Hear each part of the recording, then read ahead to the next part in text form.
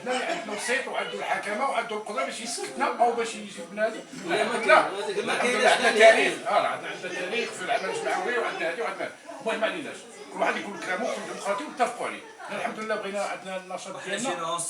لا انا الحمد لله عندنا النشاط ديالنا. بغينا ندوّر. احنا الحمد لله خاصنا راك نعاودو نجيو نطالبوا بالفلوس. واحد النشاط الحمد لله اللي نكون الحمد لله، لان كاين مدن اخرين باغيين الناس تا هما عندهم غيره على الصحراء المغربيه وعندهم غيره سي احمد على هادشي. بس ان شاء الله نمشيو، ولا عنده شي صديق ديالو في شي مدينه ولا شي تواصل بيناتنا، نمشيو لطنجه ونمشيو للاصيله ونمشيو للحسيمه ونمشيو لهذا، لان حنا ما تحملنا مسؤوليه وتحمل المسؤوليه امام جلاله الملك وامام هذه المسؤوليه. الحمد لله راه مشيتو نديروا فروع ديالنا في المغرب كيف قال الاخ، وديك الساعه نشوفوا مراكش نديروا هو الام. اي مشكل كاين في طنجه او كاين في هذه وكاين في هذه حتى هذه يكون عندنا. هذا رايي. يلا وسهلا. انا باش تتكلم وراك تتكلم. تكلم. بسم الله الرحمن الرحيم. النقاش الساخن هو النقاش هذا هو اللي عزيز عليك. هو اللي عزيز عليك. انا علاش دابا انا كنناقش كل واحد كيهضر بواحد الحرقه وهذا الشيء غادي نوصلوا لنتيجه ان شاء الله تعالى، غتكون الامور مزيانه ان شاء الله تعالى، والامور غتكون مزيانه ان شاء الله تعالى. بدا لنا السي مصطفى الحبشي وكانت النتيجه ربما جميله جدا، وما توقعناش انها تكون جديده. هي رجع بكم من القلعه. بالنسبه لمدينه القلعه دوك الناس ما كنذكروش بانهم ناس طيبين طيبون تفوق العالم، ولكن المشكل دابا هذيك الجمعيه صراحه ليست بجمعيه وانما جماعه. انا كنقول هاد الالفاظ بهذا الشكل هذا هو الكريم.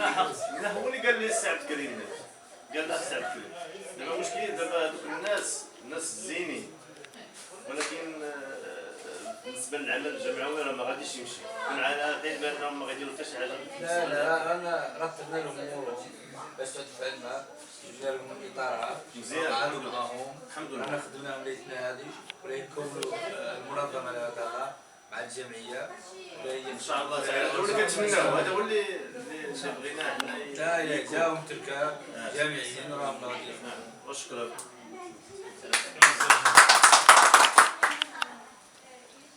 فيما يخص تفعيل الفروع، أنه الفرع ديال الأسفي راه عنده تزكية، وفرع اللي هو مشلول الميت كنتمنى يتحيا من جديد ويبدا التأسيس ديالو بدا فيه منظم. لا انا غنضطر لكم احمد تكلم لكم. انا اسمحوا لي تدخلنا لانه عيط لنا احمد وقال لنا شاركوا معايا باش نعود واضح مع التو وواضح مع الزيادة.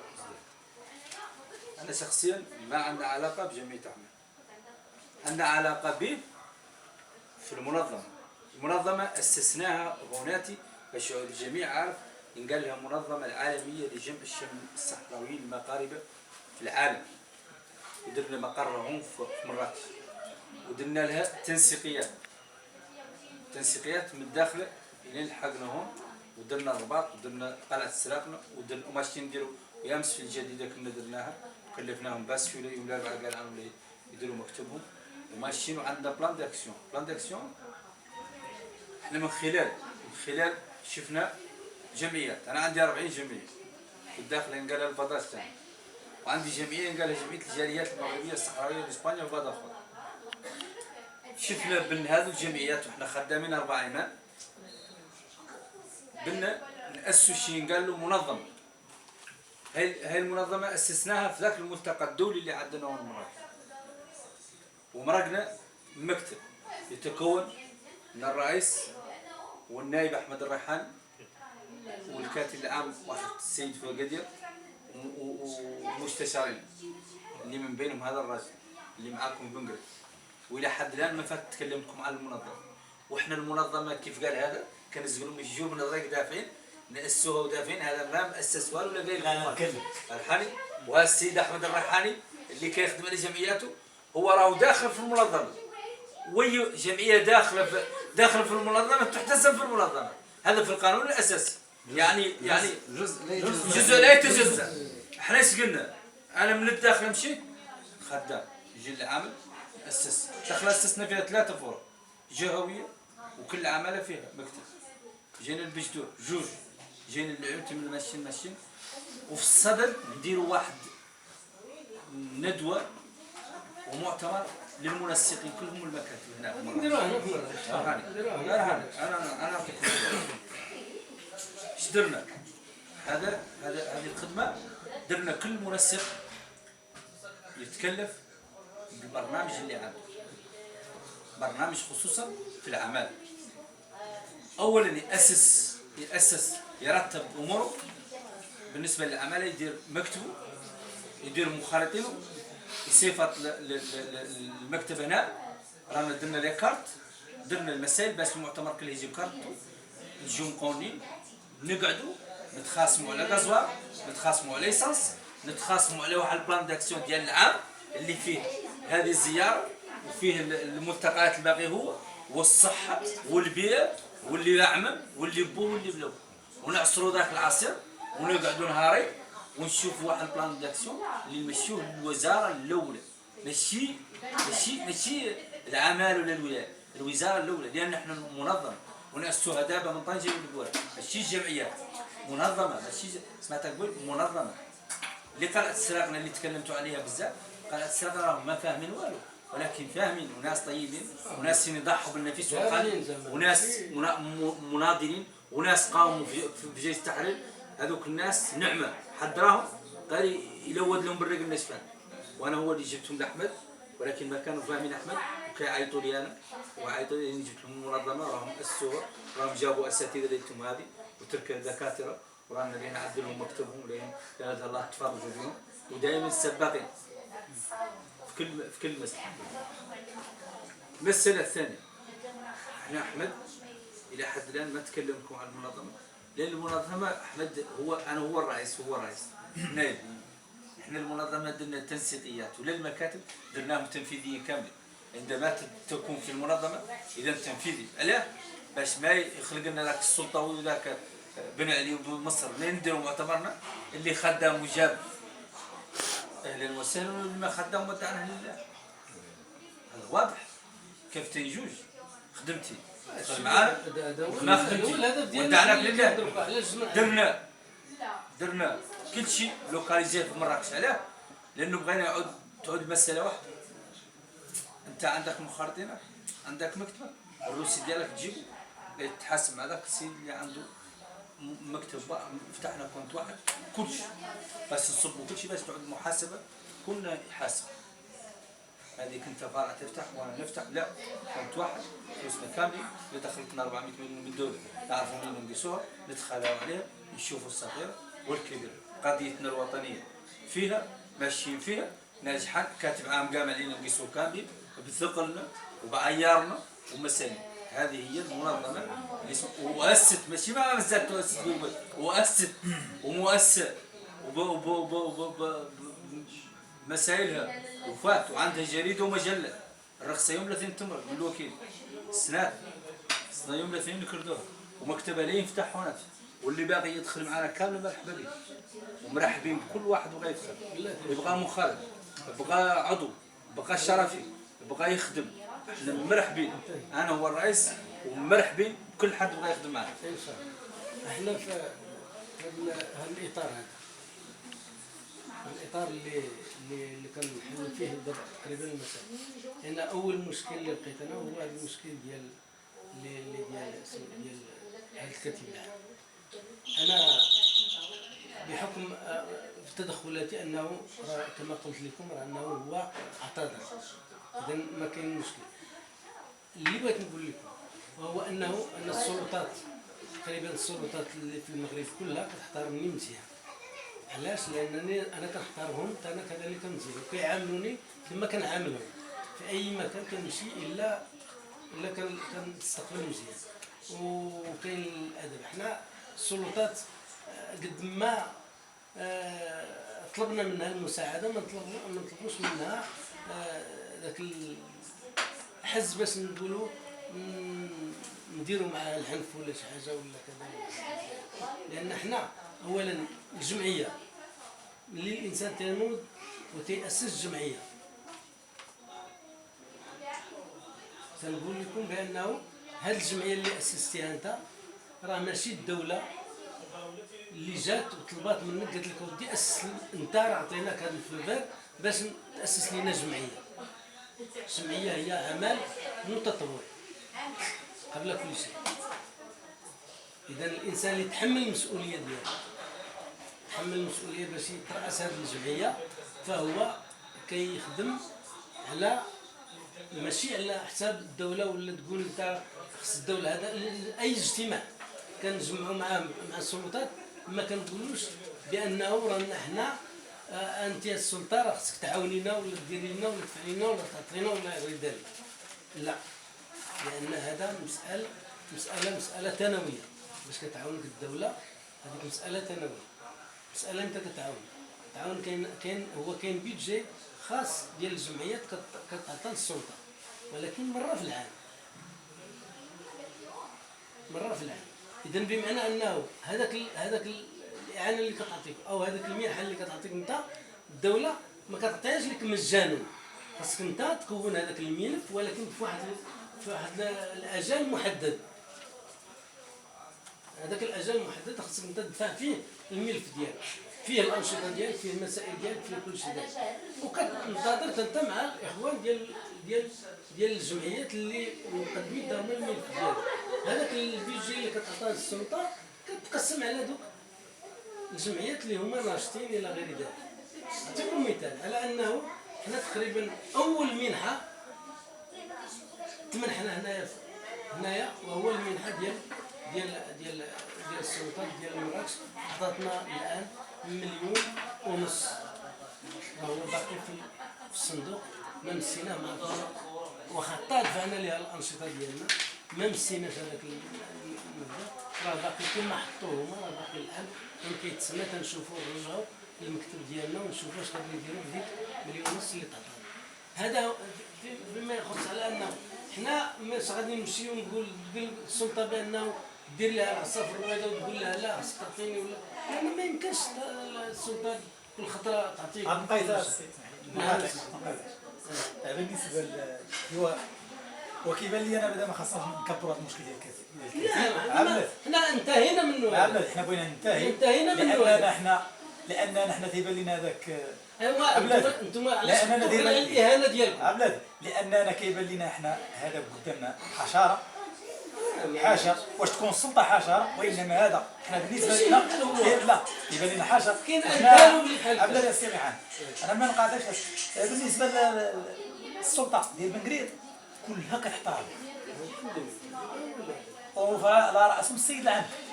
مراد هذا الامر اما كنقول لك انا بالنسبه للكاتب بحال واحد الانسان تجاوزوه، واحد الانسان كنا شو عمر ماشي حنا تجاوزوا مشوا للامام، تقدموا في مصيركم وتقدموا في اموركم.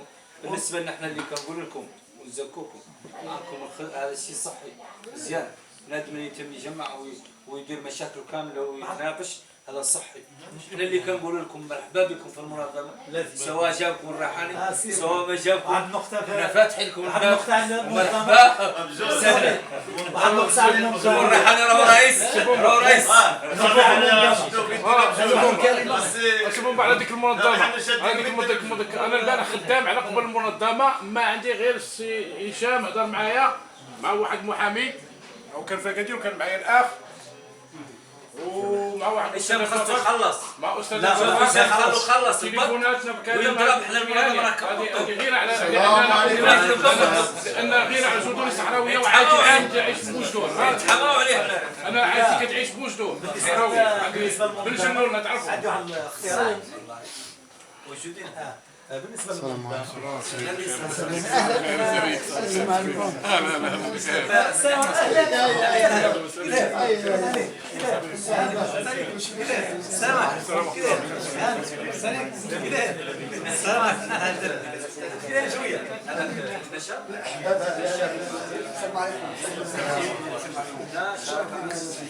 يجيك السيد يدير معك الشراكات ويدير معك إذا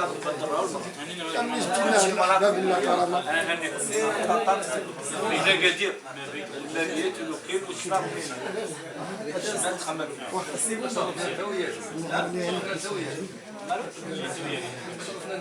هي هو هنا راه هو اللي كيجي كانوا لازم ديالو باش راك بالنسبه للمنظمه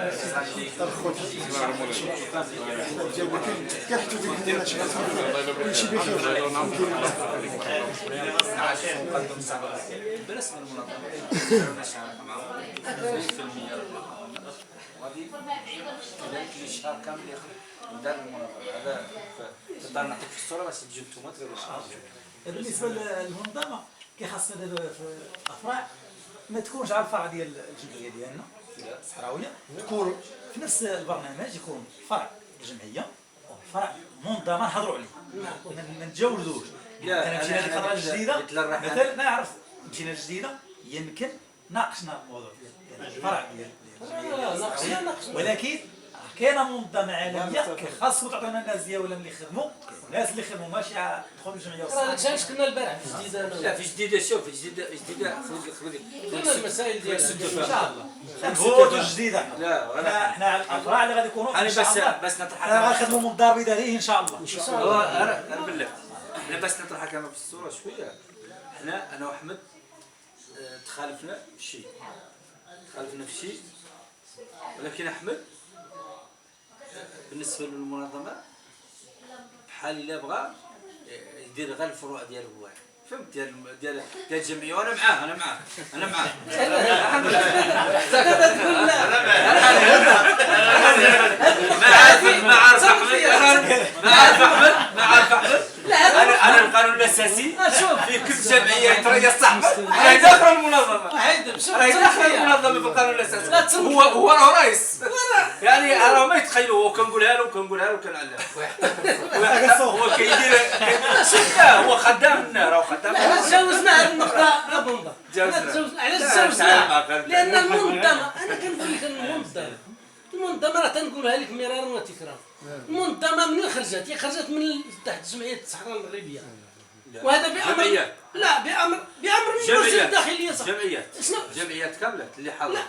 احنا الجمعيات كلها اللي حاضره 40 جمعيه، ولكن باش خرجنا في الملتقى العالمي، خرجنا بتنظيم باحداث هذه المنظمه مزيانه.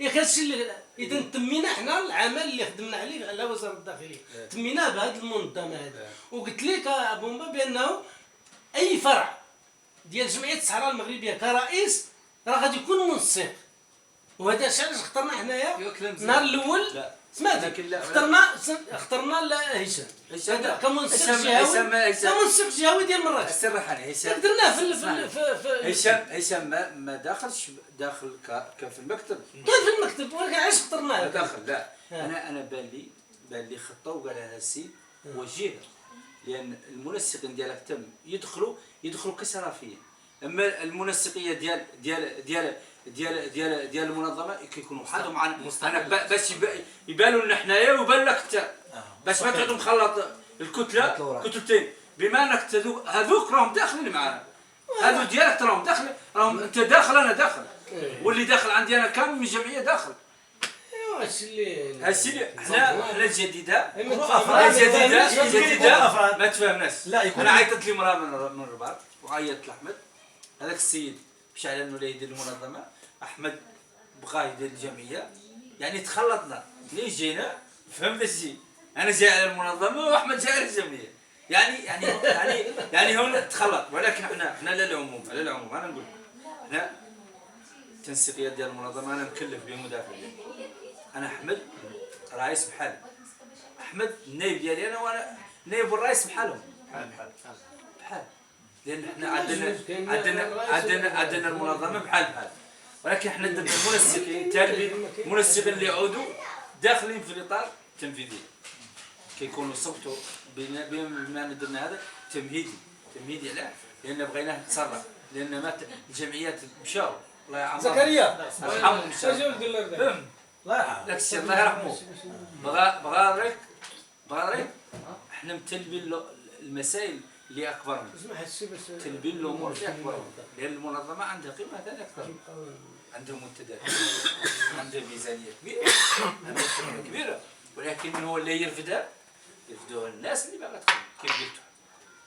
من الناس اللي نديرها كانوا رانا قاعد اللي فهم حنا راه كاين الناس اللي معنا ما كتشفناهم، كاين الناس اللي خدام اللي خدام فيها انا والريحاني وسيدي وندك سعد وها الراجل ما كتشفناه ياك معاكم انا نقول لك وكان مكلف انه يدير المنقرين ويدير هو ديال الجهه كامله ما داروا. لا تكلم ياك خلاص تكلم هذا الموضوع ولكن خاصنا دابا ماشي كنتكلموا دوكا كنتكلموا على الناس ما ينعسوش. احنا اللي كنقول خاصنا الناس يخدموا. احنا اللي كنقول لكم بالنسبه للمنظمه من هذا المنبر التنسيقيات احنا اخر ان شاء الله يديروا مؤتمر ندوه صحفيه ويختم بالمنسقين من طنجه للابواب. ان شاء الله منسقين يكونوا 7 افراد واللي باغي ينخرط معنا ولا يكارت راه معدل كل شيء حد ما هو منخرط معنا احنا ما نتكلموا معاه ولا نجيو قدام ولا نجيو راه لا السياني هون ولا السياني برا عن طريق برا لا مشاريع لبرا ولا مشاريع لبرا. انا كمنظمه ما اللي عندي انا في الجمعيات راهم داخلين في المنظمه واللي داخلين منسقين احمد راهم داخلين في المنظمه. لا بنوضحوا احنا كاع الامور راه ما كاينش فرق ما بين جمعيه الصحراء المغربيه وما بين المنظمه العالميه. هذا هو حنا دابا نقطه الخلاف اللي مخالف معاك انت فيها شنو هي؟ وهو انه هاد الناس اللي غادي نكلفهم حنا كلفناهم باش يلقاو لنا منسقين اخرين. فهمتي؟ هذوك المنسقين الاخرين هما اللي غادي يبقاو خدامين. احنا ما بغينا منسقين ما بغيناهم يعودوا في اطار جميل.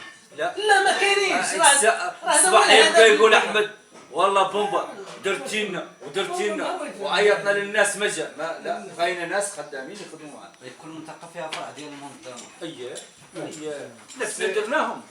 حنا درناهم من الداخل بغانا غير انتوما بنقريب وها الرجل هو المكلف وبغانا الشماعيه ولا ها هذا هو اليوسفيه لا تكلفوا بهذوك هذوك الناس اللي قسناهم تكلفوا باسفي وتكلفوا بالجديده وتكلفوا بالنور وتكلفوا بديك العملات الاربعه وتكلفوا سيدي بالنور وتكلفوا وناس باغيين يخدموا ناس اساتذه وناس اطارات ومسؤولين محترمين. وحنا الحمد لله اللي طحنا في ايديهم والله يعاونهم. احنا بس نطرحكم في الصوره احنا منين نعينوا منسق مات لنا ديك الولايه ولا ديك العماله ما عندنا علاقه به. عندنا به علاقه في المؤتمر عندنا به علاقه من نتجابروا في المكتب يتحاسب معنا ونتحاسبوا معه يجيب لنا لعنده يجيبوا يعني خاصنا نعودوا يعني لا جمعية الصحراء المغربية هي كالصريحة لا بس جمعية الصحراء المغربية كما يقولون في خدمة المنظمة. هذا هو اللي خصنا نفهموه لأن دابا حنا الهدف واحد نفس الهدف دابا جمعية الصحراء المغربية في خدمة المنظمة. دابا بحال هذا السي حبشي كي هضرت على الناس ديال الجديدة الناس ديال الجديدة أكفاء من كل شيء لا من جيوبهم ولا من عقولهم باش نكونوا واضحين. السي الحبشي الله يجازيه السي الحبشي الرباط والداخله والجديده والعيون وبني من والسماره بني من ما فتيت هذو الخمسه الله يعمرهم. هذاك السيد هو اللي شافهم انا عجبوني وبنقري هذوك انا جبت بنقري لا انا كلفتك انا ما جيتو احنا نرتبوا طريق المنظمه يسدروا المؤتمر واحنا رانا فاتحين الابواب ماشي عنو تغلق عليك انا تسنت لي هو دابا السي حبشي بغيت يقول واحد الكلام قالوا لي دابا بيني وبينك كيف جا السيد ديال الناس الجديده هذا سمعت السي نعمة الراجل انا نقول لك حنا الجمعيه ديال سنو كامل فرع سبنقرين سنيت حيد البوم كاين شنو معمر شنو عطيني خطاري ديال السؤال لا ندير اسمي هذا السيد ترى فيه دكتور ومستشار في المنظمه مكلف ميدان الصحه بلا فرع هذا لا نقول هذا بلا فرع غير هي واحد المساله بنقولها لكم اللوغو ديالنا واحد المساله بنقول لكم هي حنا تناقشنا دابا دخلنا هنا ناقشنا الاخ كانت ثنائيه بينه وبين الحبشي، وتمنى ان الحبشي يدوي بالنسبه للموسع ديال بالنسبه لا حنا دابا هو غادي يدوي فيها هو بالنسبه للتنسيقيه ديال المنظمه عندنا التنسيقيه وراه نخلي السي حبشي هي كنا في مراكش غادي يجي معايا انا كان الرئيس ديالي هو صاحب وجه هذاك السي مصطفى هذا الرئيس ديال وانا الرئيس ديالنا سي حنا مصطفى الرئيس ديالك هذا ديال وانا لا سي مصطفى قال لك اسيروا بغينا نديروا واحد المنظمه جينا مراكش ونكلفوا هشام. انا جريت البارح كنهضر بالتليفون كنهضر مع الناس اللي عندهم في مستوى اللي يمثلوا المنظمه ماشي اي واحد، لان هادشي راه مسؤوليه راه ماشي شي واحد باستغلالي او هادي. حنا ما بغيناش استغلاليين، ما بغيناش دوك الامتيازين اللي يمسكوا الكارطات ويقولوا حنا الكارطات اللي عندهم عباد الله ولا يبعد نو. كيف قال لي سي هشام البارح جاينا واحد الاستاذ ومعايا الاخ وقلت له دير السي رشيد وسي هشام راه طلبوا كذا كذا كذا، هو كفء لهذاك الشيء حكم محامي وعنده علاقات وعنده هذه وعنده هذه. البارح قال لك وديو على راسي وعينيا غير القانون الاساسي يقول لي نقرا انا الاستاذ راه عنده عندي راه هو غيتصل به هشام ما كيعرفوش. المهم والبارح كان عيط في التليفون الاستاذ ديال لافاك الاستاذ الجامعيه اصل صحراوي وخوه في العمل قلت له ربما تعرفوا. لا ولكن اصبر لي راه ما اصل صحراوي ولا اصل حنا راه ولنا قريبا من طنجه للبوله راه الشمالي حنا راه ما في هذاك الشيء. لا احنا ما اللي باغي الوطنيه ودافع عن ارضه سياني من السماء هذا للتراب. هو المبدا ديالنا احنا كان هذا هو المبدا ديالنا. ديك العالم لجمع الشمل مفهومه. جمع الشمل من طنجه وعندي في مالطا غادي نفتح لك مكتب في مالطا مالطا مرحبا. وغادي انا نمشي له أمريكان. ب 14,000 لا امريكان فتحنا في امريكان ايطاليا اسبانيا فرنسا. احنا عندنا شراكه. ده معنا واحد السيد راه يعرفوا السي الريحاني رجل خبير في عنده مشروع هنا في مراكش. هو ناطق بس من المنظمه. دار لنا واحد المشروع درك اللي نبداو به. نديروا المؤتمر سابقوا ديال التنسيقيات كل شيء واللي باغي يشارك معنا يجي لان بقيناها تعود تقرب. الحمد لله مزيان خاص تكون احنا اللي ما منخرط معنا هو اللي ما يمكننا نتكلموا معاه ولا يمكننا نناقشوا معاه. اللي منخرط دار لاكارت ديالو يجي في المؤتمر يناقش يشوفوا اللي بغاو الرئيس بغاو يقلعوا الرئيس بغاو يقلعوا النائب بغاو يقلعوا مين اللي احنا المهم نخدموا.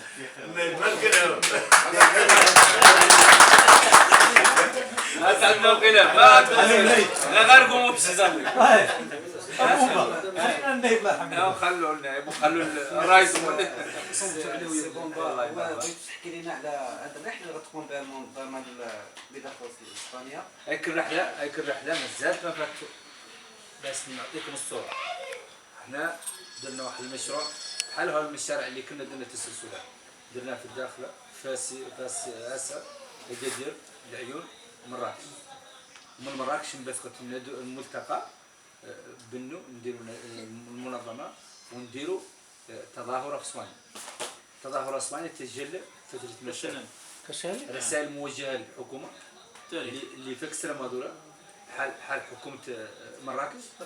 رئيس الجهه نجيبوا له رساله بان احنا صحراويين احنا هم الاكثريه وحنا بغينا حكم ذاتي وانتم طرف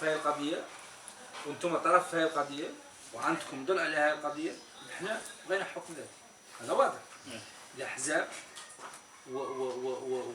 النهار الثاني غتكون ندوه صحفيه امام الاعلام الاسباني ويكونوا فيها 10 من شيوخ القبائل اللي مخلي اسبانيا في السناد الثاني في البرلمان الاسباني وفيها 6 من العايدين اطارات العايدين اللي جاوا راجعين وفيها 6 من الناس كانت فيهم العذاب يعني وفيها بعض كل ولايه ينكردوا منها حسب الفلوس اللي يعطونا والله الكميه اللي يعطونا من كل جهه غنكردوا جو 3 4 5 6 يعني هذا هو تصورنا. وفيها 3 ايام الرحله من مراكش اللي تنطلق من بل المنظمه من مكتب المنظمه اللي هي وفور الكرام باش نصوروا الكرام ونصوروا المنظمه. احنا خدامين على المنظمه احنا الجمعيات وفينا منهم الله يرحمهم اللي باقي يدخل معنا اهلا وسهلا واللي ما باقي احنا خدامين في القضيه الوطنيه يعني ومرحبين في القانون الاساسي بكل جمعيه دخلت راهي داخله في اطار المنظمه. الناس اللي بيمشي بداخل تشجعوا مزيان احنا ما فاتوا احنا قبلوا لنا غير نص ونص مازال ما فاتوا قبلوا لنا هذا المشروع يتكامل المشروع وينقبل لنا اللي اجلناه الى شهر 6 لانه شهر 5 فيه 7 ايام ديال الانتخابات ديال اسبانيا. كاينه رحله قبل مع واحده السيده وطلبتنا 10 الواقيش، وكنا باش نعود صراحه معكم نعود واضح معكم، كنا الناس اللي خدمت معنا في المنظمه هي اللي عيناها، اللي خادم ودافع تدفع هما ال10. انا شخصيا ماني ماشي معاهم لانها 16 يوم، فهمتوا؟ انا ما يمكن لي يعني فوق 3 ايام ولا 4 عن خدمتي. هذوك الناس عينا 10 كانوا خدموا في الملتقى وخدموا معنا في المنظمه عيناهم. اما ذاك اللي جاي اللي احنا هذا برنامج ثاني مع مره ثانيه مع واحد السيده ماشيه بقافله، تلفت عليا قالت لي اقترح لي 10 بومبا من نواحي مراكش بها عارفه هي منسقه ديال قليمي ديال المنظمه. اذا دخلناها منسقه قالت لي اقترح لي 10، انا اقترحت لها 10 من ذوك اللي كانوا خدامين معنا ودافعين في المنظمه. واضح؟ المشاريع عندنا واحد المشروع درنا شراكه البارح بس في المنظمه 5000 نصراني اللي يجي ولا يقعد في جماعه ولا يتناول الخيام ولا يدير سهره فنيه. احنا كمنظمه اللي تلبسوا درايعكم اللي تقعدوا مع ذوك النصارى ونعدوا لهم غدر ونقول لهم يطولوا اعماركم هاو الطياير. احنا الصحراء مغربيه وحنا هما الكذاريه وحنا هما المبسطه من البيعه وحنا هما المراكش القبائل اللي راعانا لكم قاعدين معكم وحنا هاي رساله اللي نوجهوها في هذا الملتقى ودرنا معاهم شراكه ووافقنا عليها الكاتب العام ووافقت عليها الدوله. ولكن هذا كامل همه هو الندوه اللي تعدد والمؤتمر اللي يعدد للمنظمه قريبا ما تكمل التنسيقيات كامله نديروا ان شاء الله. والاهداف ديالها سيمون باش الاهداف ديالها راهم معروفين. القانون الاساسي ما عرفوش الهدف ديالهم هو انه اهداف هذه المنظمه. علاش راه نجيبوا لكم دابا الاهداف. قلنا بانه راه تقراو على انه حنا بدل غادي نمشيو لبرا وداك الشيء ونخسروا بزاف الفلوس. هاد الناس جايين عندنا 5000 ديال